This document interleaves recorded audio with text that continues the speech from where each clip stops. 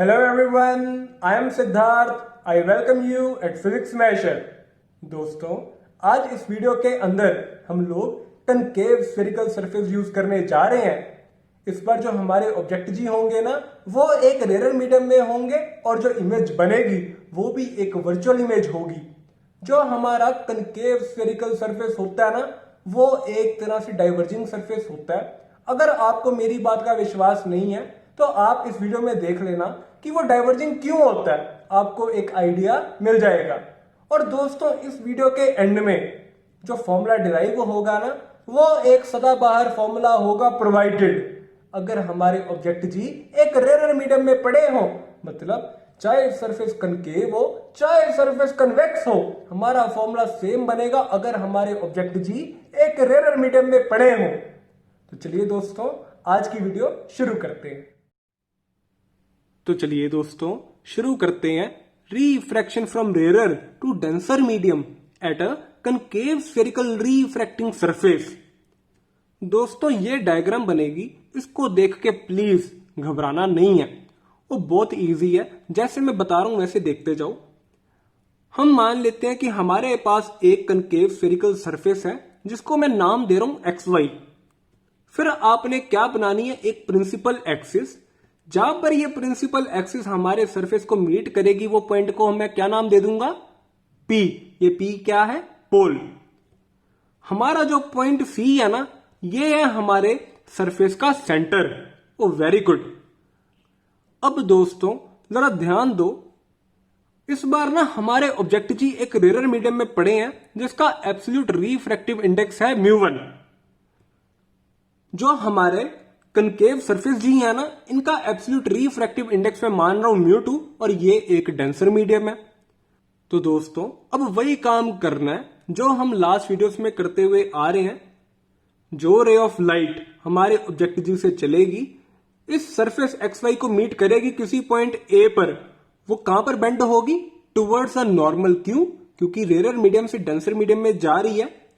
तो दोस्तों, इस बार ना जो रिफ्रैक्टेड रे आई है टुवर्ड्स अ नॉर्मल बेंड हो गई, लेकिन ये लाइट कभी भी ना हमारी प्रिंसिपल एक्सिस को मीट कर नहीं सकती। तो इस केस के अंदर जो इमेज बनेगी ना, वो एक वर्चुअल इमेज बनेगी। क्यों? क्योंकि अगर मैं रिफ्रैक्टेड रे को पीछे की तरफ एक्सटेंड कर दूं, ये जो मैंने लाइन बनाई है ना AI, ये एक तरह से इमेजिनरी लाइन है। तो अगर इस इमेजिनरी लाइन को मैं प्रिंसिपल एक्सिस से टच करा दूं, तो जहां पर ये टच करेगी ना, वो पॉइंट होगा I। इसका मतलब क्या है, यहां पे इमेज बनेगी, लेकिन कौन सी इमेज होगी, वर्चुअल। और वर्चुअल इमेज क्यों होगी? क्योंकि ना हमारी जो रिफ्रैक्टेड रे है वो प्रिंसिपल एक्सिस से एक्चुअल में मीट कर नहीं रही, इसको मैंने इमेजिनरी लाइन के थ्रू मीट करवाया है। यहां पे एक्चुअल में लाइन मीट नहीं कर रही, तो यहां पे कौन सी इमेज बनेगी, वर्चुअल। Very good. अब दोस्तों, जैसा मैंने लास्ट वीडियोस में किया है, A से एक परपेंडिकुलर ड्रॉ की मैंने प्रिंसिपल एक्सिस से, इस बार भी वही किया और उस पर्टिकुलर पॉइंट को जहां पर यह लाइन हमारी प्रिंसिपल एक्सिस को मीट कर रही है, उसको मैंने नाम दे दिया M। अब जरा ध्यान से देखना दोस्तों, मैं एंगल्स बताने जा रहा हूं। जो एंगल इंसिडेंट रे और नॉर्मल के बीच में बन रहा है ना, ये वाला, इसको मैं बोल लूंगा I। और जो एंगल रिफ्रैक्टेड रे और नॉर्मल के बीच में बन रहा है, इसको मैं दूंगा एंगल ऑफ रिफ्रैक्शन R। अब जो बाकी अल्फा बीटा गामा एंगल्स हैं, ये वैसे ही बताऊंगा जैसे मैंने लास्ट वीडियोस में बताए हैं। जो एंगल इंसिडेंट रे और प्रिंसिपल एक्सिस के बीच में बन रहा है, उसको मैं मान रहा हूं अल्फा। जो एंगल रिफ्रैक्टेड रे और प्रिंसिपल एक्सिस के बीच में बन रहा है, उसको मैं ले रहा हूं बीटा। और जो एंगल हमारी नॉर्मल और प्रिंसिपल एक्सिस के बीच में आ रहा है, उसको मैं ले रहा हूं गामा। Very good. अब दोस्तों, हमारा मेन काम हो गया है, हमने डायग्राम बना ली है। मैं उम्मीद करता हूं आपको ये समझ आ गई होगी।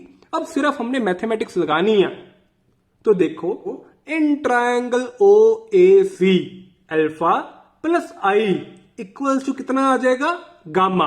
क्यों? वो एक्सटीरियर एंगल की प्रॉपर्टी लगा दी है मैंने, इसको ध्यान से देख लो। अब देखो, in triangle IAC beta plus वो ये एंगल कितना होगा, ये अगर मेरी रिफ्रैक्टेड रे है और ये वाली नॉर्मल है, अगर ये एंगल R होगा तो ये एंगल कितना होना चाहिए, R। तो beta plus R equals to कितना आ जाएगा, गामा। गामा क्यों, क्योंकि एक्सटीरियर एंगल प्रॉपर्टी लग जाएगी यहां पर भी। Very good. अब अगर दोस्तों हम हमारे प्यारे पॉइंट ए के ऊपर स्नेल्स अंकल की देन लगा दें, मतलब स्नेल्स लॉ लगा दें, तो क्या आएगा, μ1 into sine I equals to μ2 into sine R. और क्योंकि हमारे सभी एंगल बहुत ही ज्यादा छोटे हैं, तो साइन आई को मैं लिख सकता हूं आई और साइन आर को लिख सकता हूं आर। तो क्या इक्वेशन बचेगी, I into μ1 equals to R into μ2। मगर दोस्तों अगर मैं आई की वैल्यू ऊपर से उठा के डाल दूं तो क्या आएगा, gamma minus alpha into μ1 equals to, और अगर आर की वैल्यू डाल दूं, gamma minus beta into μ2। Very good, ये आ गया। मगर मैं आपको लास्ट वीडियो से बताता हुआ आ रहा हूं कि अगर हमारे एंगल बहुत ही छोटे हो तो हम उनको टेंजेंट की फॉर्म में लिख सकते हैं। तो इसको मैं लिख रहा हूं tangent gamma minus tangent alpha into μ1 equal to tangent alpha minus tangent beta into μ2। Very good. अब दोस्तों ध्यान से देखो, in triangle AMC tangent gamma कितना आ जाएगा, AM by CM। Very good. और अगर ये बड़ा वाला ट्रायंगल देख लें, in triangle AOM tangent alpha कितना आ जाएगा, AM बाय MO। ओ शाबाश। तो यहां पे आपको वैल्यूज डालनी है। उसके बाद अब अगर बात करें टेंजेंट बीटा की, तो टेंजेंट बीटा ना इस ट्रायंगल से देखो AIM, टेंजेंट बीटा कितना आ गया, AM बाय MI। शाबाश। तो ये सारी वैल्यूज उठा के इस इक्वेशन में डाल लो, आपके पास बचेगा AM by CM minus AM by MO into μ1 equals to AM by CM minus AM by MI into μ2। Very good. और ऊपर देखो AM की मौज लग गई, ऊपर सारे AM कट जाने हैं। वो काटने के बाद ना, अब दोस्तों आपको एक पते की बात बताता हूं, ये मैं पहले भी बताता हुआ आ रहा हूं। जो हमने ये नॉर्मल ड्रॉ की है ना प्रिंसिपल एक्सिस पे, और जो ये पॉइंट M है, वो M और P के बीच का डिस्टेंस टेंडिंग टू 0 है, बहुत ही ज्यादा कम है, जिसके चलते हम लोग M या P को एक तरह से एक ही पॉइंट कंसीडर कर सकते हैं। देयरफॉर जहां पे आपने M डाला है ना, उसको P के साथ चेंज कर दो, तो क्या आएगा, 1/CP minus 1/PO into μ1 equals to 1/CP minus 1/PI into μ2। अब दोस्तों ध्यान से देखना, जो हमारा CP है, जो हमारा CP डिस्टेंस है, क्योंकि सभी डिस्टेंस हम लोग पोल से मेजर करते हैं, और अगर इंसिडेंट रे की डायरेक्शन के ऑपोजिट जाएं तो वो डिस्टेंस नेगेटिव हो जाएगा। तो CP को मेजर करते वक्त हम पोल से ऑपोजिट डायरेक्शन में जा रहे हैं, तो कितना आएगा, -R। CP क्या हो जाएगा, -R। और अगर हम लोग बात करें PO की, ऑब्जेक्ट डिस्टेंस की फ्रॉम द पोल, ये कितना आ जाएगा, -U। Very good. और अगर हम लोग बात करें PI की, इसकी वैल्यू कितनी आ जाएगी, -V। और माइनस क्यों आया, क्योंकि हम opposite to the direction of incident ray move कर रहे हैं इस डिस्टेंस को मेजर करते वक्त। तो दोस्तों अब आपका क्या काम है, PC को डालो -R, PO को डालो -U, PI को डालो -V, और इन सभी चीजों को डाल लो इस इक्वेशन के अंदर। आपके पास जो एंड में फॉर्मूला आएगा ना, वो ये आएगा, -μ1 by U plus μ2 by V equals to μ2 minus μ1 by R। और ये तो फिर वही फॉर्मूला आ गया जो हम पीछे 3 वीडियोस में ड्राइव करते हुए आ रहे हैं।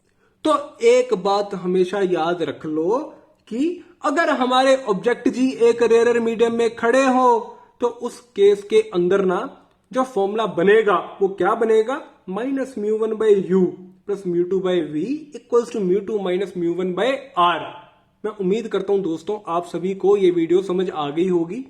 अगर इस वीडियो के अंदर आपको कोई भी डाउट है तो प्लीज नीचे दिए कमेंट सेक्शन में जरूर पूछिए, और अगर आपको ये वीडियो अच्छी लगी हो तो प्लीज इसे शेयर कीजिए। Thank you.